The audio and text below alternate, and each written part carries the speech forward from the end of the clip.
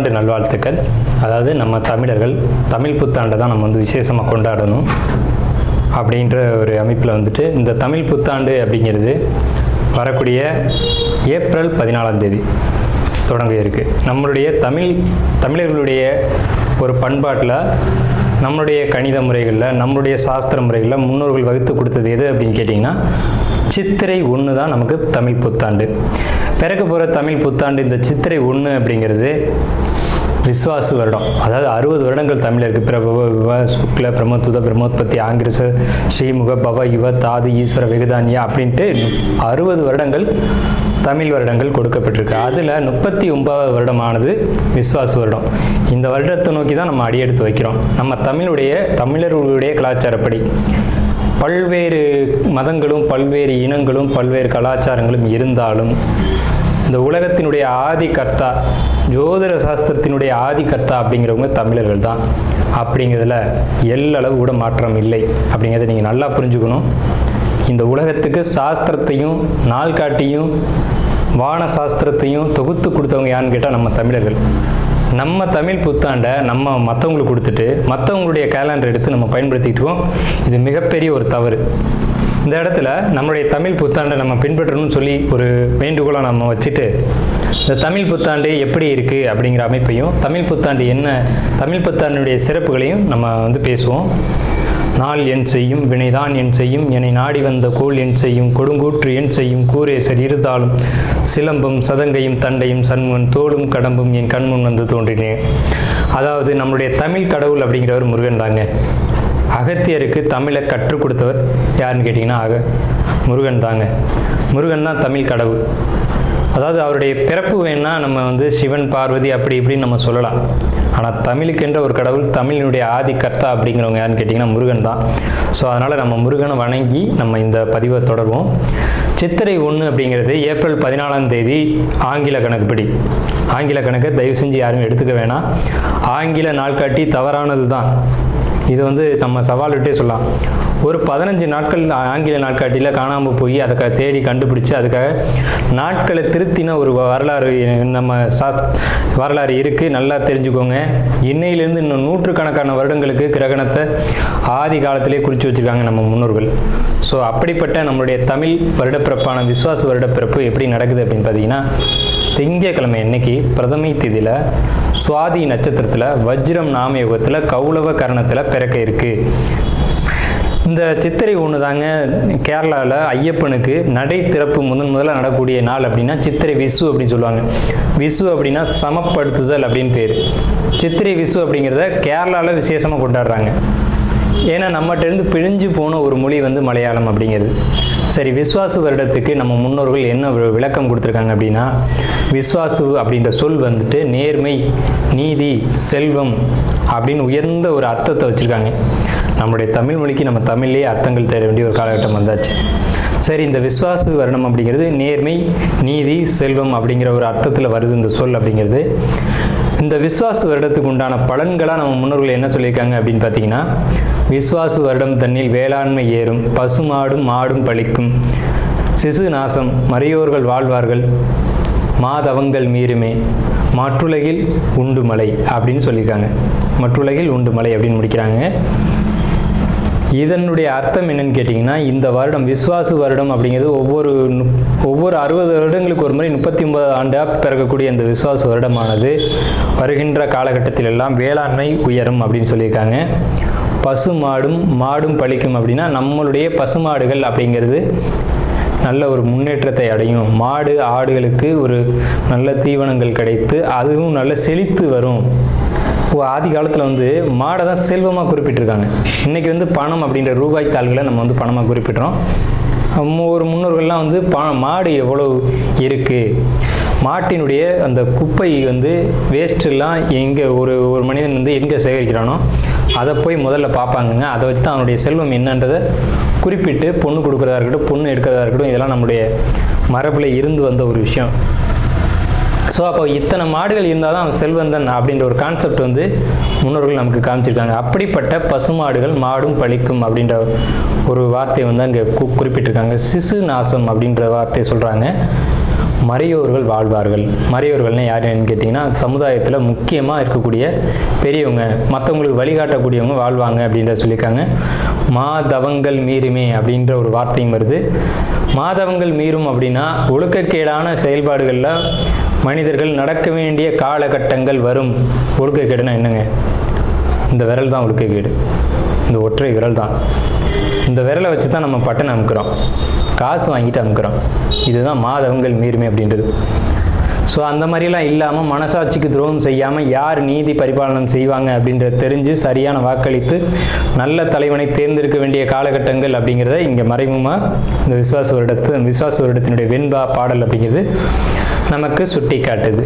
இந்த சித்திரை வருட பிறப்பானது மகர லக்னம்னு சொல்லக்கூடிய சர லக்னங்களில் விழுகுது. எப்படின்னு கேட்பீங்க? தமிழனுடைய கணக்குப்படி சூரியன் எப்போது கிழக்கு வானில் உதிக்கிறதோ அதுதான் லக்னம். ஸோ சித்திரை மாதம் 1ஆம் தேதியானது உதிக்கக்கூடிய நேரம் அப்படிங்கிறது கிழக்கு வானத்தில் சூரியன் உதிக்கக்கூடிய அந்த டைம் அப்படிங்கிறது 2:22 அதிகாலை மணி 2:22க்கே சூரியன் கிழக்கு வானத்தில் உதிச்சிடறாரு. அப்போ அது லக்னமாக போட்டுக்கணும், இந்த வருடத்தினுடைய பிறப்பு லக்னமாக போட்டுக்கணும். ஸோ அப்படி நம்ம போடும்போது மகர லக்னம் சர லக்னத்தில் விழுகுது. முன்னோர்கள் சித்திரை 1ஆம் தேதி அப்படிங்கிறத கண்டறிஞ்சு அந்த 1ஆம் தேதி தொடங்கக்கூடிய லக்னத்தை கண்டறிஞ்சு அதுக்கான பலன்களை பஞ்சாங்கங்களில் எழுத ஆரம்பிச்சிருக்காங்க. ஸோ அதன் அடிப்படையில் சர லக்னமான மகர லக்னத்தில் இந்த புத்தாண்டு அப்படிங்கிறது பிறகுது. இது ஒரு விசேஷமான ஒரு விஷயந்தான். ஏன் அப்படின்னு கேட்டிங்கன்னா, அந்த மகர லக்னத்துக்கு அதிபதியான சனி பகவான் ஒரு பலமான ஒரு நிலையில் வருடப்பிறப்பின் போது இருப்பாங்க அப்படிங்கிற ஒரு விசேஷமான ஒரு அமைப்பில் இந்த வருடப்பிறப்பு அப்படிங்கிறது விஸ்வாச வருடம் பிறக்கின்றது. ஸோ இந்த விஸ்வாச வருடம் பிறக்கும் போதே நமக்கு ஒரு நல்ல செய்தி கிடைச்சாச்சு, இந்த வருடம் நன்றாக இருக்க போகுது அப்படிங்கிற ஒரு விஷயம். சரி, இதை சித்திரை மாதம் தான் நீங்கள் தமிழருடைய கலாச்சாரம் அப்படின்னு சொல்றீங்களே, இதுக்கு ஏதாவது ஆதாரம் இருக்கா அப்படின்னு கேட்டிங்கன்னா கண்டிப்பாக இருக்கிறது. புறநானூறு அப்படின்ற ஒரு தமிழ் இலக்கியம் இருக்குது. அதில் போய் தேடி பார்த்தீங்க அப்படின்னா தலைநாள் பூத்த பொன் இணர் வேங்கை அப்படின்ற சொல்லும், கனிவேங்கை நன்னாளே நாடி மலர்தலால் அப்படின்ற வார்த்தை வரும். அதாவது சித்திரை மாதத்தில் பூக்கள் அதிகமாக பூத்து குலுங்கும், அதனால தலைநாள் அப்படின்ற சொல்ல யூஸ் பண்ணுறாங்க. தலைநாள்னா முதல் மாதம் அப்படின்னு, தலை மாதம் கடை மாதம் அப்படின்னு பிரிக்கிறாங்க. கனிவேங்கை நாடி மலர்தலால், கனிவேங்கை நல்லான் நாடி மலர்தலால், அந்த பூக்கள் பூக்கிறதுனால அந்த கனிவேங்கை மாதம் அப்படிங்கிறதையும் தலைநாள் பூத்த பொன் இணர் வேங்கை அப்படின்ற சொல்லும் புறநானூறு அப்படின்ற இலக்கியத்தில் தமிழ் மாதம் முதல் மாதம் சித்திரை மாதம்ன்ற குறிப்பீடு அங்கே இருக்குது. சரிங்களா? வண்ண மலர்கள் பூத்து குலுங்கக்கூடிய ஒரு பொன்னான மலர்கள், பொன் போன்ற மலர்கள். இன்றைக்கும் கேரளாவில் ஒரு மஞ்சள் நிறத்தில் தங்க நிறத்தில் பூக்கக்கூடிய பூக்களை பறித்து அவங்க விசேஷத்துக்கு சித்திரை 1 அன்னைக்கு கொண்டாடுறாங்க. அவங்க தமிழ் பண்பாடை பின்பற்றுறாங்க அப்படின்றத இதை நீங்கள் தெரிஞ்சுக்கலாம். சரிங்களா? இப்போ இந்த சித்திரைக்கு அதிதேவதை யாருன்னு கேட்டிங்கன்னா மகாவிஷ்ணு. மகாவிஷ்ணு தான் காக்கக்கூடிய கடவுள் அப்படின்னு சொல்கிறாங்க. மகாவிஷ்ணு எங்கும் நிறைந்தவர் அப்படின்னு சொல்கிறாங்க. சரிங்க சார், சித்திரை மாதம் விசேஷங்களை கொண்டாடலாமா அப்படின்ற ஒரு கேள்வி வரும். 100% கொண்டாடலாம். ஏன்னு கேளுங்க. இதுக்கு உதாரணம் ராமர் தான். ராமர் பட்டாபிஷேகம் ஏற்ற மாதம் எதுன்னு கேட்டிங்கன்னா சித்திரை மாதங்க.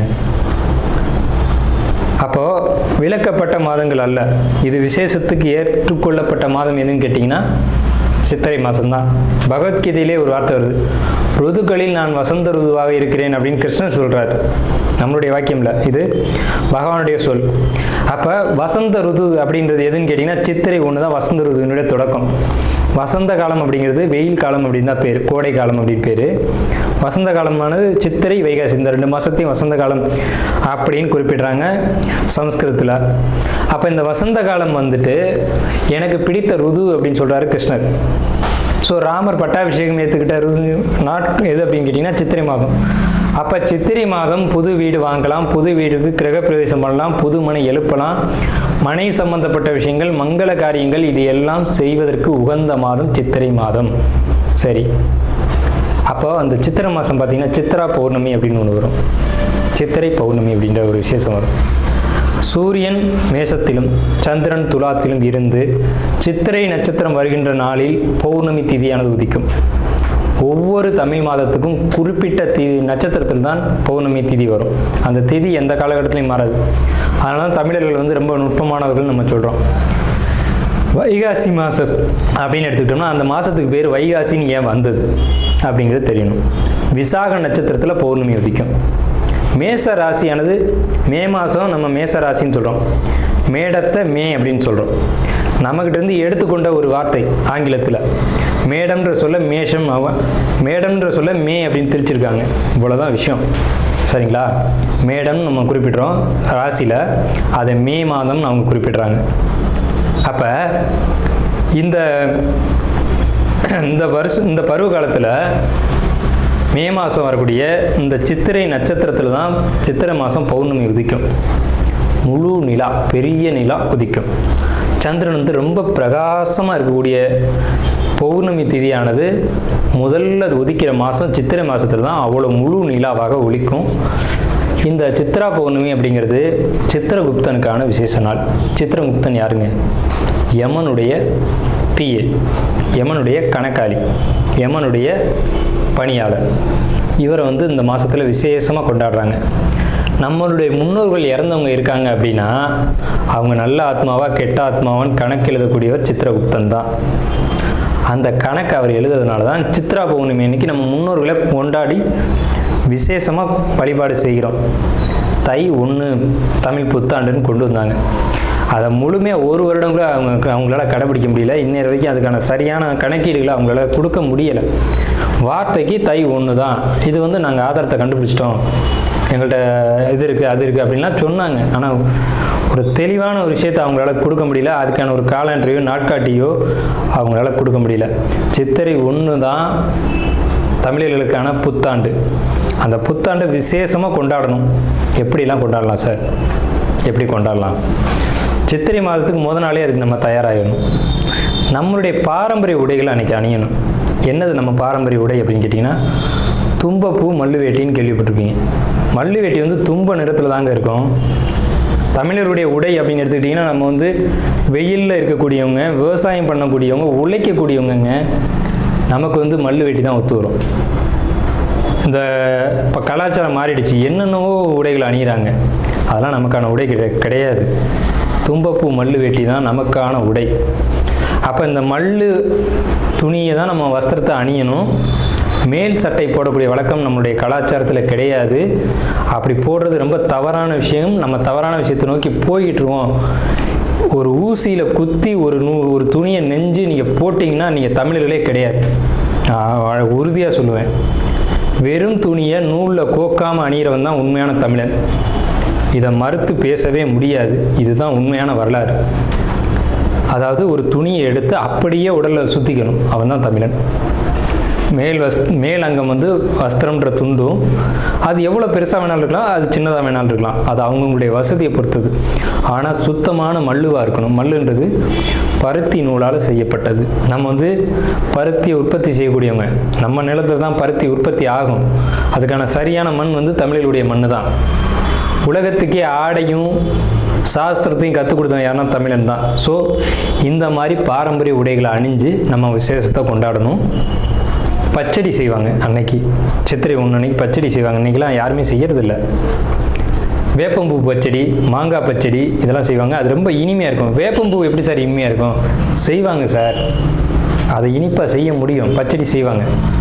அன்னைக்கு அந்த உணவை எடுத்துக்கணும். வேப்பம்பூ ரசம்லாம் வச்சு அன்றைக்கி சாப்பிடுவாங்க. அவ்வளோ ருசியாக இருக்கும். அந்த நாளில் அந்த உணவை தான் எடுத்துக்கணும்னு நமக்கு முன்னோர்கள் சொல்லியிருக்காங்க. அதை தவிர்த்து நீங்கள் போகிறது அப்படிங்கிறது ஒரு சிறப்பான விஷயம் கிடையாது. சரி, நம்ம வந்து இந்த 39ஆவது ஆண்டில் இருக்கோம்.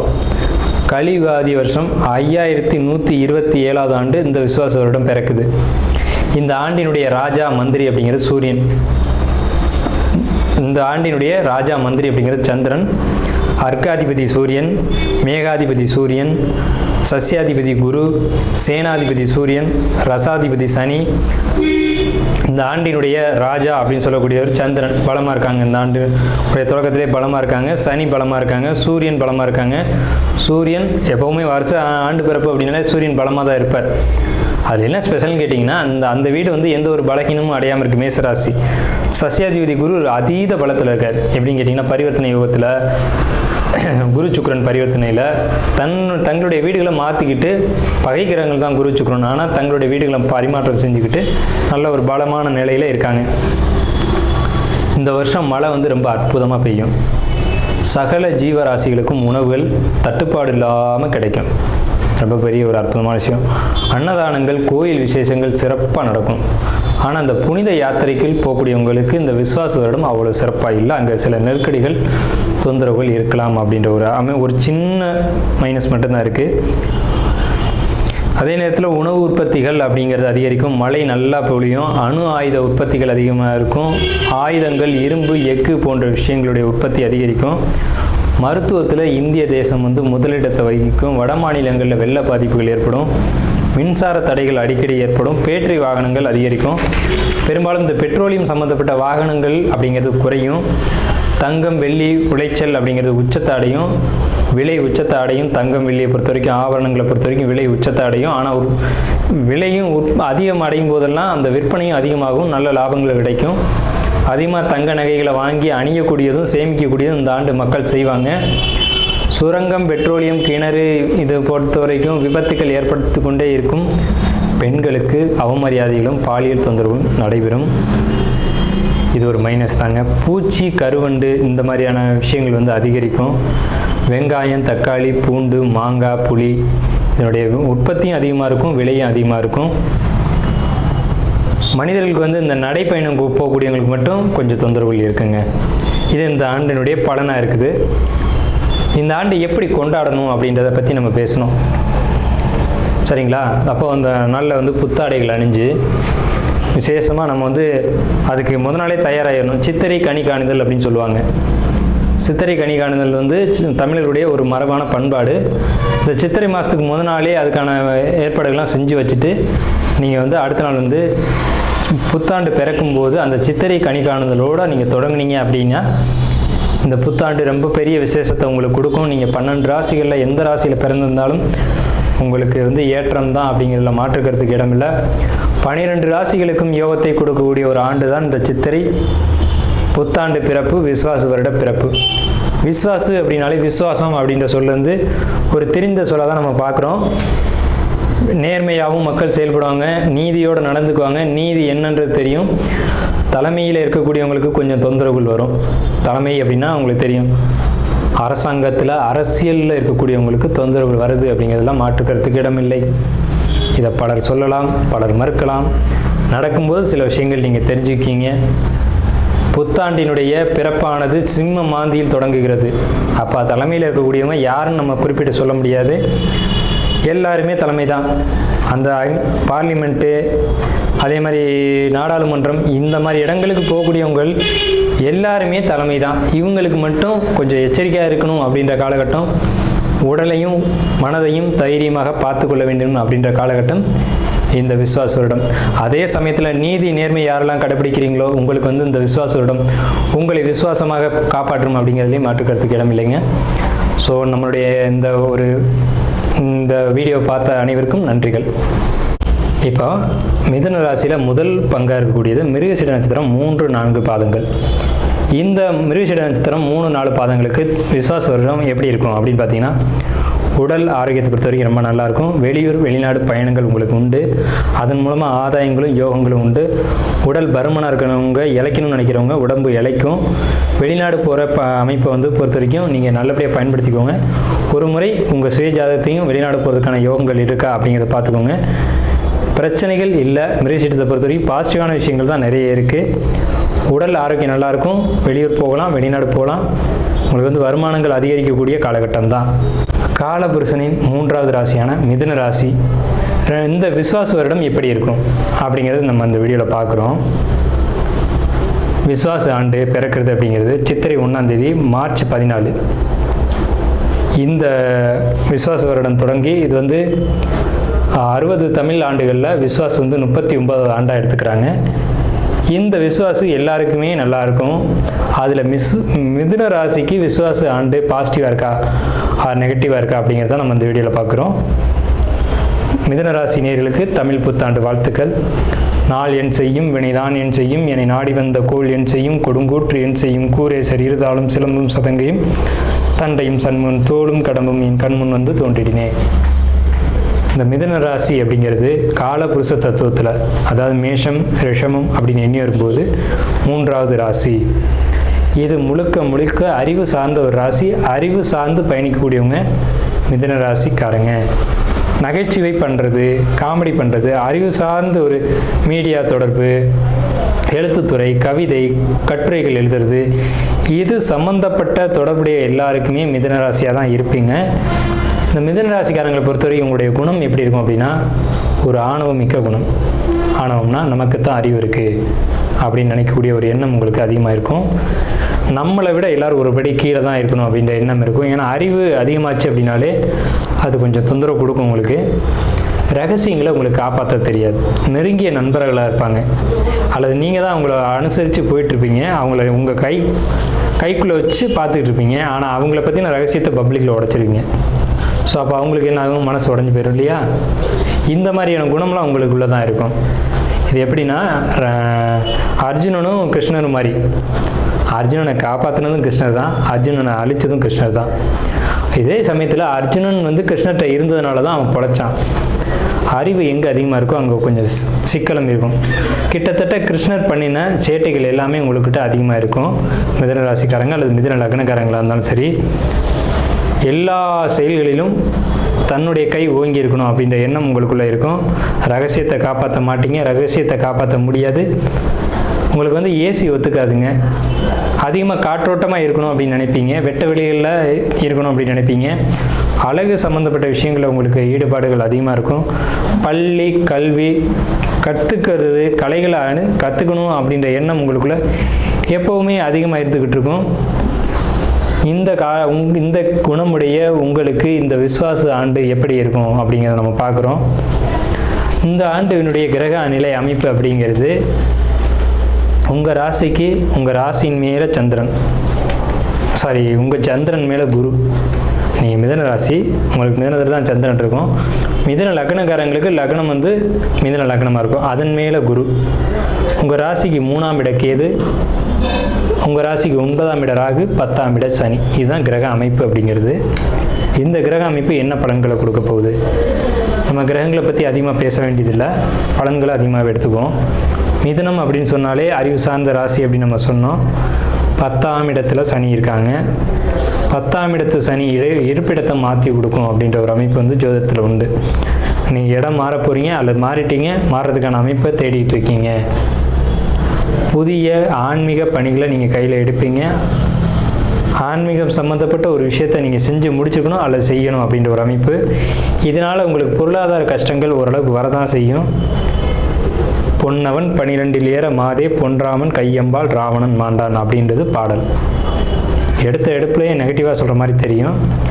ஜென்ம ராமர் வனத்திலே சீதையை சிறை வைத்ததும், அது ஜென்மத்தில் குரு வரும்போது தான் ராமரை விட்டு சீதை பிரிகிறாங்க.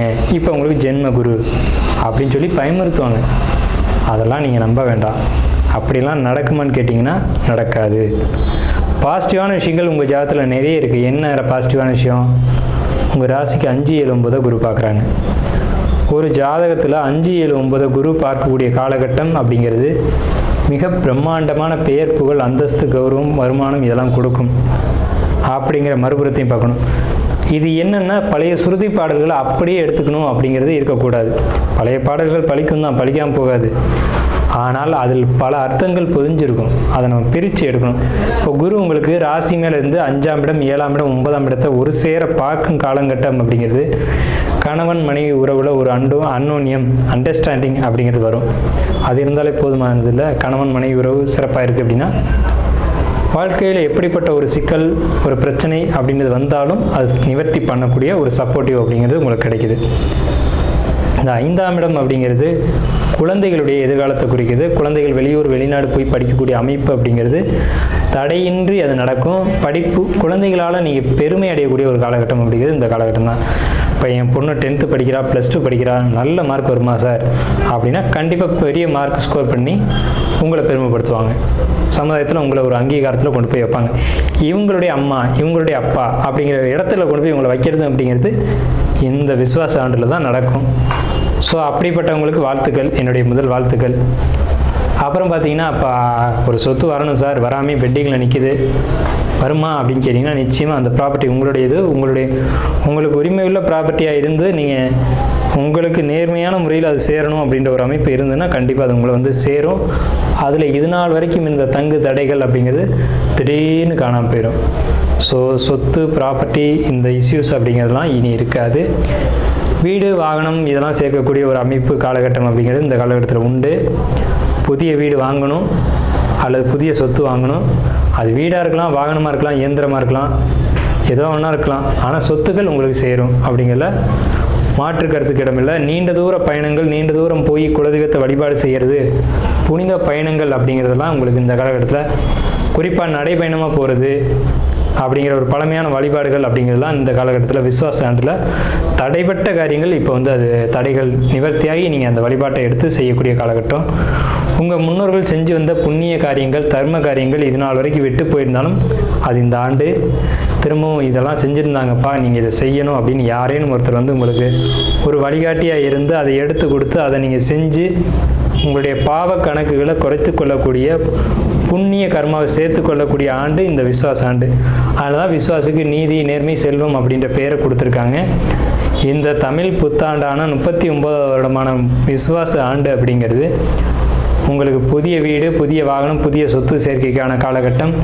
பிரிந்து போன நண்பர்களாக இருக்கட்டும், பிரிந்து போன உறவுகளாக இருக்கட்டும், மீண்டும் வந்து உங்களை புரிஞ்சுக்கிட்டு உங்களோட இணையக்கூடிய காலகட்டம். அதே நேரத்தில் அவங்களுடைய ரகசியங்களாக இருக்கட்டும், அவங்க உங்களுக்கு கொடுத்த கருத்துக்களாக இருக்கட்டும், நீங்கள் யார்கிட்டையும் வெளிப்படுத்தாதீங்க.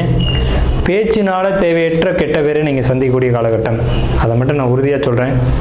இது ஒன்று மட்டும்தான் உங்களுக்கு மைனஸ், மற்ற எல்லாம் சிறப்பாக இருக்குது. தொழில் நல்ல ஒரு நிலைமைக்கு வரும் அப்படிங்கிற ஒரு அமைப்பு இந்த காலகட்டத்தில் உண்டு. சமயத்தில் உங்களுக்கு நடக்கக்கூடிய ஒரு சின்ன பாதிப்பை பற்றியும் சொல்லி ஆகணும்.